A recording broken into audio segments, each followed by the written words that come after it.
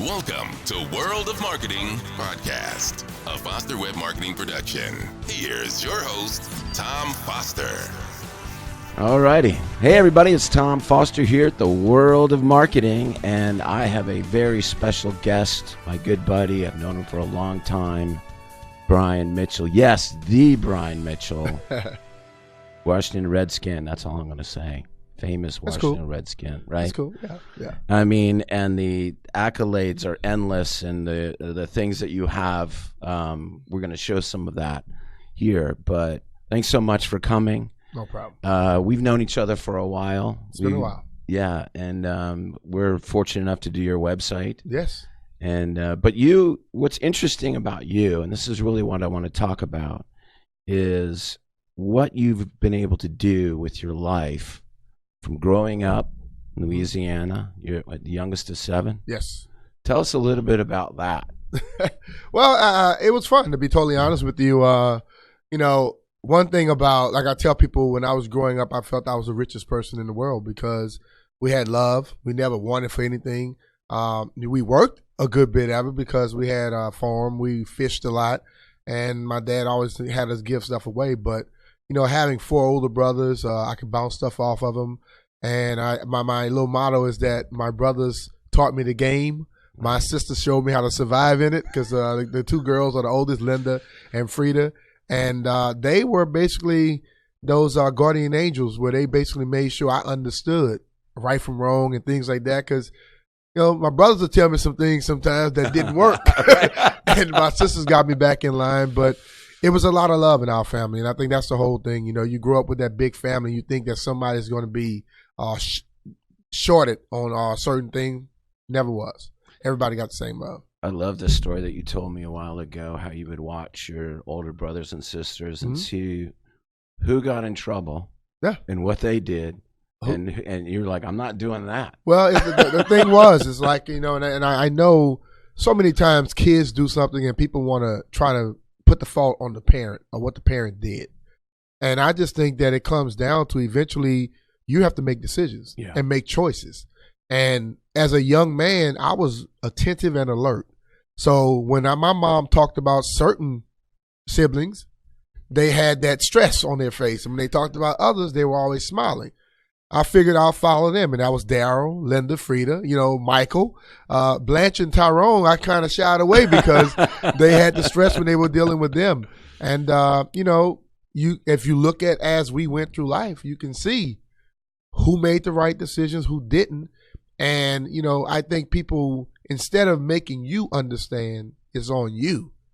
We have a lot of psychiatrists and psychologists and we got all these different phobias and manias that are popping up. I think people make stuff up so they can get paid, because 7 kids with the same upbringing and 5 ended up good. 2 didn't. Is it the parent fault or is it the kid but for not making the right decisions? Right. It's always choices. Yeah. So how does somebody come from where you came from to become like one of the most premier NFL players of all time? So tell that story. All right. I would say that was because I had a father who was in the military for 20 years. Mm-hmm. He got out the military, was a chef and jack of all trades, basically. And the one thing that he gave me that I think is going to take me through the rest of my life and what I try to instill in my son and my daughters, hard work. My dad dropped out of high school because his mom wouldn't let him play football. And he took his GED and he joined the military and he stayed there for 20 plus years. I was in the 9th grade and I was a starting quarterback, and my mom didn't want me to play because she said I was small, my baby. And I was the starting quarterback for the varsity football team. And she didn't want me to play. And my dad was like, you remember what happened to me? And she's like, he's not going to do that. She said, okay. He said, y'all say he's like me. So he just kept telling me, say, look, don't get hurt, but you got to work harder. You're not the biggest, you may not be the fastest, but you're going to have to work. And he said, if you work hard as you can, learn as much as you can, get your education, he said, you can do anything you want to do. And I think so many times when you hear young athletes talking about what their goals are, and they all want to be in the Hall of Fame. They all want to be a Pro Bowler. They want to be in the NFL. but nobody ever talk about they just want to be the best they can every day and put the work in. And that was instilled in me as a young age. I tell people I never saw a tree cutter. I never saw somebody cutting my lawn or either my aunt's lawn because I was always the one that was volunteered to do it. We had chickens, ducks. We had farm. We did everything. If a pipe burst under the house in Louisiana, the houses are off the ground. Right. One of us had to go under. I was the smallest, so I was the one that normally had to. I knew how to cut, put stuff together, put the little solder and all that stuff on it to make sure it worked. So I think the reason I was able to get where I'm at and the reason I'm still successful is that I don't look at something and say I can't do it. And once I'm into it, I may not know everything, but there's no way I can't figure it out. And I think in this day and age, you can Google and YouTube everything. Sure. And figure out a way to get it done. Right. So tell me a little bit and tell everybody a little bit about how you transition. Like, how did you get in the NFL? Tell that little story about college years and all that. Well, I was a quarterback in college as I was in high school, starting in the 9th grade. And a lot of people don't know that you're a quarterback, and you were the third quarterback. Yeah, I was for the emergency quarterback. Yeah. The body bag game, they always go back to that. That's the reason I was when I got here, Russ Grimm was the emergency quarterback. And then Coach Gill said, all right, we can now move Russ. We got us a quarterback here. Yeah. But, being I wanted to play quarterback in college. And I wanted to play it because I felt that more attention would be on me in a sense to give me an opportunity to be able to get to the next level. The offense that I ended up running, Nelson Stokely, who was with Clemson when they won the championship in, I think, 81, he was our head coach. And he said, I'm going to give you a chance to start your first year. Well, all these other colleges wanted to redshirt me or wanted to move me to another position. And I'd already received the academic scholarship from the school, University of Southwestern Louisiana, which is now Louisiana Lafayette. So I ended up getting there. And when I signed, I was 186 pounds. When I left, I was 200 pounds. And that's because my strength coach was like, look, if you're going to be the quarterback that they want you to be, you're going to have to be physically tough. Yeah. And I lift weights. I ended up power cleaning over 380 pounds. Wow. I benched 4-something, and I squatted 615. And didn't miss a game because of injuries in 4 years.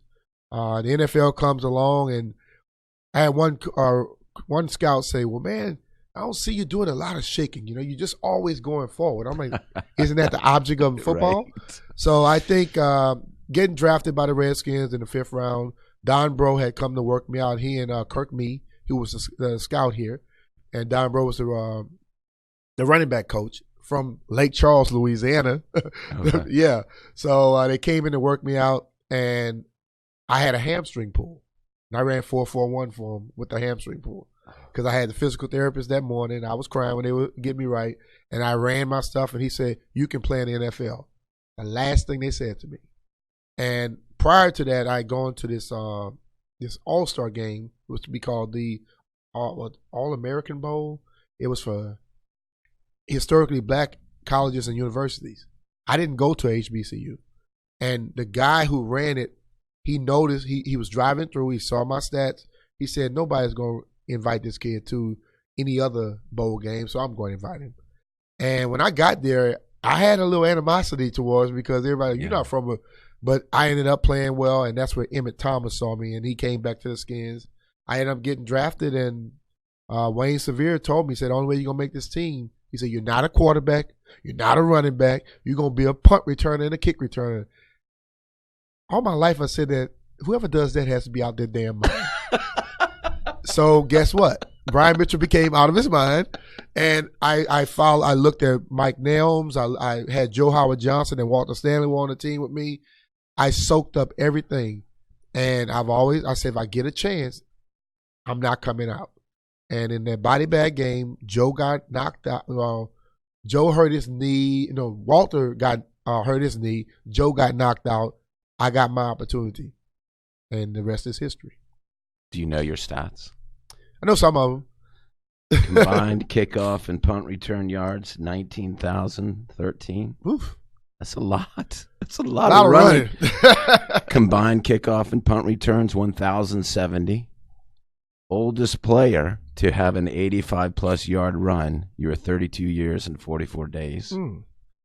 All-purpose yards in a single decade, 1990 to 1999, 16,905. It's pretty good. Hey, good job on the stats there, That's all right. Thomas. Good stuff. Right? Good stuff. But, you know, and this is the thing.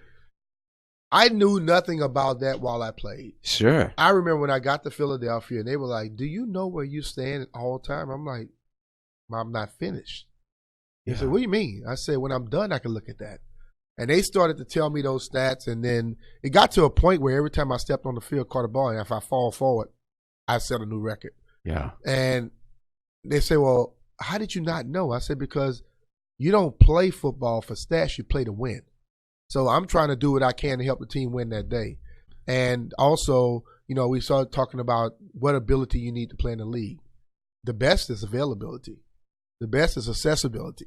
The fact that you can be there for your team game in and game out, I think is something that not many people give a lot of credence to, but they should.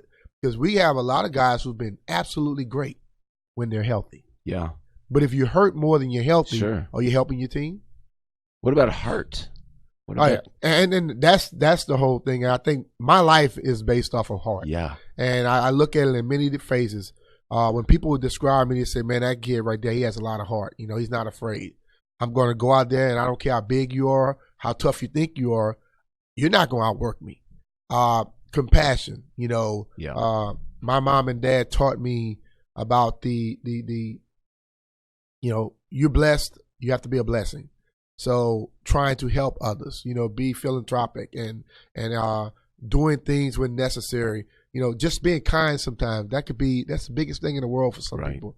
Then my dad passed away of a heart attack, you know, and that gets me emotional all the time. 'Cause my dad was my hero, bigger than any person that I've ever saw on football field, whatever.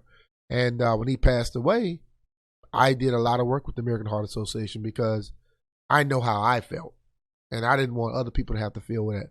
And if we can find a cure or a way that people can have more years with their parents, I want to see that. Yeah. So that's my whole deal. I eventually be writing this book called Heart, and it'll be about those three different things that basically fuels Brian Mitchell. It's so true. And before I met you personally, obviously, I was a huge fan of you as a Redskin player. I watched you play, and you were my favorite. And I'm not just saying that.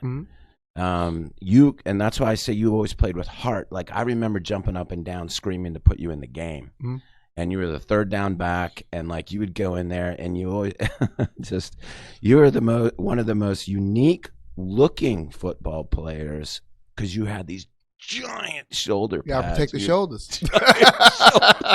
And you would just blow through people. None of this jazzing around, No. you know, just north-south running right up the middle. And I just loved that. And you always played with such heart. And that's one of the things and when I met you, it just shows that's who you are as a person. And what you do now with your life and the way that you give back, the way that you were just saying, and in all things. And when we were sitting down here just talking before we started this, and you were showing me all the turkeys that you and your buddy had put together for people. Yeah. And you always, whenever I see you, you always have these stories about that. So I want to talk about how, or really, why do you do that? You know, after your very successful NFL career, like more successful than most. Yeah. And you're a broadcaster and very successful post NFL career. So what continues to motivate you to participate and give back and not just kind of sunset yourself? You know, the question I was saying is why not? You know, I think ultimately it's who I am, as you stated earlier, is what my mother and father taught me. I can remember my grandfather had this property, and we had these gardens. You know, we say gardens, I guess it was a farm in a sense. 800-yard rows and 400-yard rows, and you got sweet potatoes and regular potatoes and collard greens and mustard greens and tomatoes and corn, and you know, everything that we basically need to survive. And my dad would make us go with him, and we would go harvest a lot of stuff and come home, and I'm thinking we don't have enough room to put all this stuff up. I know. So we clean all the stuff up and bunch it like you do when you're selling. You know, down south, you get the little vegetable truck, watermelon, collard green, fish, all that. Well, he didn't allow that. So my whole street was all relatives. So after we finished cleaning up, then you go take it to them. And I'm like, they have sons. You know, why they're not doing it? And he's like, you know, you'll realize one day what I'm talking about. And why I have you do these things. And that was instilled in me. We go fish. One day we had the river had rose so high we couldn't get to our nets, and then they went down and we got to them. We had like 500 and some pounds of fish, and as a 10-year-old, 11-year-old, I can go down the neck, up the backbone, and back up the scale, fillet the fish. So me and my brothers filleted all that fish, and then he's like, take this down to this person, take this down to that person. I'm like, Dad, they sell this stuff. He said, just take it to them. So it's like everybody in my whole neighborhood, whenever they got a lot of something, they shared it. And, you know, you start looking at the Bible and things, and it tells you basically, when you're blessed, be a blessing. You know, when you have something, you got to help people out. And this became that mindset of the village, taking care of the village. Yeah. And it just became who I was. And I can remember a week before my dad passed away, to be totally honest with you, after coming up here and hanging out with Darryl Green and Ernest Biner, you know, and watching those guys giving their time and doing charitable work, and watching Coach Gibbs, the unbelievable man that he is, I was like, wow, this is what he was talking about. Yeah. You know, I didn't get here by just working. I got here because I did good deeds and I was helping people, and, you know, you get a little extra karma. Luck, blessings. Karma, yeah. And I told him, I say, I get what you were trying to teach me. Because I remember, you know, I didn't want to get a new bicycle, and my aunt gave me like $60 to cut her grass. $60 when I was 12 is a lot of money for a 12-year-old. And he was like, how much she give you? He gave it to her. He gave it back to her. I'm like, what are you doing? He's like, man, that's your aunt. Just do that for her for free. I'm like, damn. But then he bought me the bicycle. Yeah. You know, and I went back again. She gave me money. He gave it back to her. You know, but I was able to get the stuff I wanted, because I guess he was trying to show me, if you work hard, you can get anything you want to get. You know, you may not be able to get the money and go pay for it yourself, but some type of way you'll get what you want. And he was always doing those type of things. And my mother was the same way. We had 7 kids, but when she cooked like she was cooking for the damn whole neighborhood. And her reason was somebody may stop by and they may need something to eat. And that's what you're doing now? And that's exactly how I try to keep doing. Yeah. You do that with your kids too? Oh, I teach them. Yeah. And I think my son is very giving. My daughters, and my middle daughter is like a reincarnation of my mother. Oh, really? You know, she is the most giving person in the world, but they all have this little giving spirit. And I think at one point my youngest and middle daughter were making these little snack bags and taking them to the homeless shelter. And I'm like, why did she say, well, they wanted to do it. I'm like, oh, good. That's nice. You know, it's cool to see when your kids start doing things you're trying to teach them. And I can remember when Bria, my oldest daughter, was maybe 15, 16, she wrote me this letter. I said, I don't want any gifts for Christmas. Just write me a letter of what I mean to you or what things I've taught you. And she was talking about if she could just one day be as successful as I am and have the work ethic that I have, she'll be great. She just want half of it. And that meant a lot, you know, sure. That they see what you're doing and they get it. And that's really good, because it's considering they're probably living a lot better off than you did growing up, right? Much. I mean, yeah, for sure. And so that's great that you've been able to instill that in them. My dad told me, he said, my goal is to make sure that you are going to be able to provide better for he didn't say your kids, my grandkids, as he said, than I did for you. And he said, I want you to make sure you instill that in them so they can do it for your grandkids. And I'm trying to carry that legacy on. So is that, you know, you do a lot of public speaking. Mm-hmm. So is that what you talk a lot about? Tell me a little bit about what you speak about. I talk about, self-motivation, talk about teamwork and hard work, and I think I try to find and make people understand that what I did in football is no different than what you do in your business. I may get the accolades, but I had to depend on people. The company may get the accolades, but it's a lot of people that are doing little things to make that thing work. And it gets to the point where, we look at an automobile, okay? I could put a Ferrari outside right now. Nice. $400,000-$500,000. And the spark plug is not in it. Not going to start with it. So that spark plug is as important as those wheels, the engine, where everything else. So I try to make sure people understand that you have to do your job to the best of your ability to make sure that that machine keeps working. And that's the whole thing about it. It's just that trying to motivate people, make people understand that what I did, yes, it's on TV, but it's no different than what you do. If I wasn't working my butt off in the off season, getting my body to the point where I can take the rigors of football, could I play 14 years, miss one game? 13 straight years without missing games, without missing practices. Those things, that type of stuff meant something to me.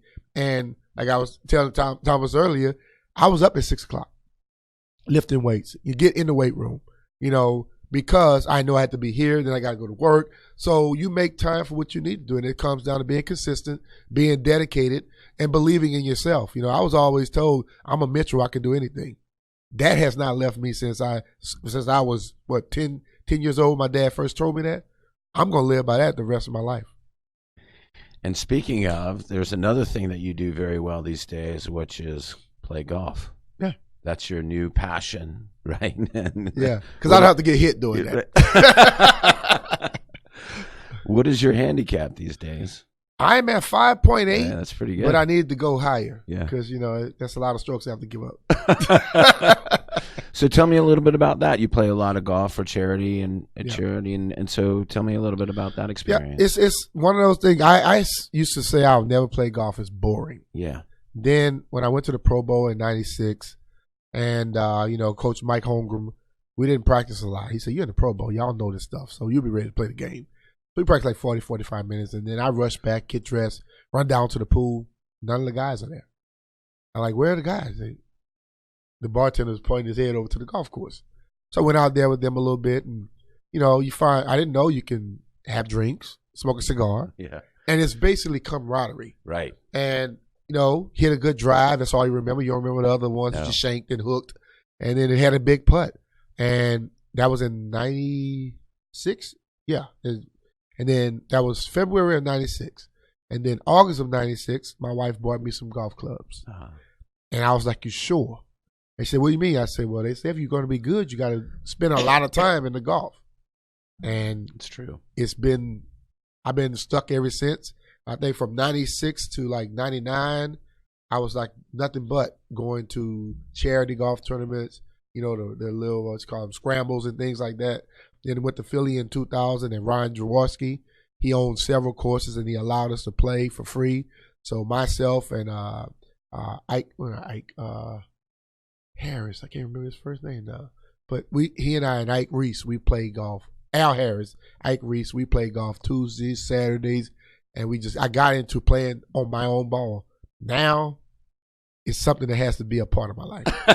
So how do you play? It's fun. It's fun, but play a couple times a week. Yeah. And you played all over. You played at I played with Scotland. Yeah. And then that's the thing about it. Now you want to play where the pros play. Sure. But it's like it's a game where we can put together a golf tournament. Everybody's having fun, but you're raising money, great money for great quality causes, and I love doing it. And it still, scratches that competitive itch that you have. Yeah. Right. Yeah. And it's forever challenging. Yeah. And you got to stay in shape for it. I play with guys sometimes that are in their 70s and 80s. And, I had one guy tell me he was going to shoot his age that day. And he missed his age by 2 strokes. He was like 75. He shot 77. And nice. You see people late in their 80s still playing. Right. It's a game you can play the rest of your life. And it's a game where you get to learn about people and you get to spend 4 hours with a friend. If you just want to hang out with your friend, Golf is the one sport, but you can do it for a long time. And you don't have to be the best athlete in the world. Right. You just have to be the best golfer. Right. And it's, like you said, the camaraderie. Yeah. It's just great. Hanging out in a green pasture for hours and hours, That's you know, and getting away with it. It's taken me to some of the most beautiful places in the world, I can tell you that. That's true. I need to get back into it. I actually pulled my clubs out recently to get back into it. I used to play a whole lot. It's fun, man. Yeah. Well, we'll have to play. But you can keep your handicap where it is. Let's do that. Okay, so you are able to come do speaking arrangements, engagements, come out and play some golf with some people. Mm-hmm. You're available to do all that kind of stuff. I cannot not talk about this, and I don't know how much you can talk about, but what the hell's going on with the Skins? Well, I say right now it's gotten into a rut, and I think what happens is people tell you winning is contagious. I think losing is contagious too. Yeah. And it's been going on for a long time, and I think somewhere along the line they lost the path of what you were here for. You know, and what I look at is it about football, winning games, or is it about something else? And when you hear about the culture is great, and you see no wins, you know, or very few wins.